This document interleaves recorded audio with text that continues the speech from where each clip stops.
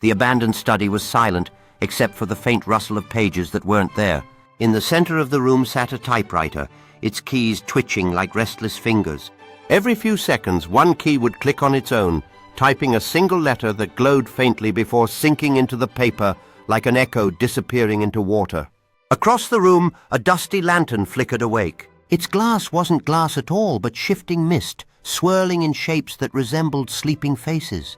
The lantern swayed, though there was no breeze, casting spirals of light that crawled up the walls and rearranged the shadows into strange, bird-like silhouettes. The typewriter noticed. Its carriage shuddered, sliding left and right as if pacing. Then it began to type faster, lines of shimmering text that hovered above the paper, forming floating paragraphs instead of settling down. The words reorganized themselves mid-air, twisting into little creatures that hopped across the desk and whispered nonsense poetry. The lantern responded by brightening until its glow leaked onto the floor, pooling like liquid gold. The glowing puddles spread, rippling outward until the wooden board softened into a glowing shoreline.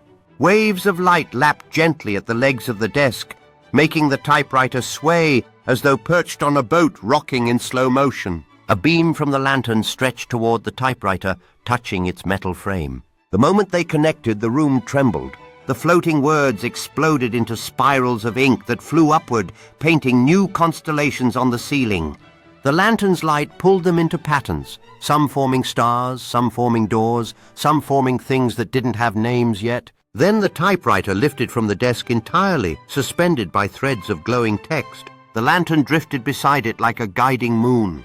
Together they rose toward the ceiling, passing straight through the painted constellations as the ink stars rearranged themselves into a long staircase made of shimmering glyphs. The typewriter climbed first, levitating step by step. The lantern followed, its light stretching across the universe drawn on the ceiling. When they reached the top, the final ink star unfolded into a doorway made of luminous punctuation marks. Without hesitation, the typewriter clacked once in excitement.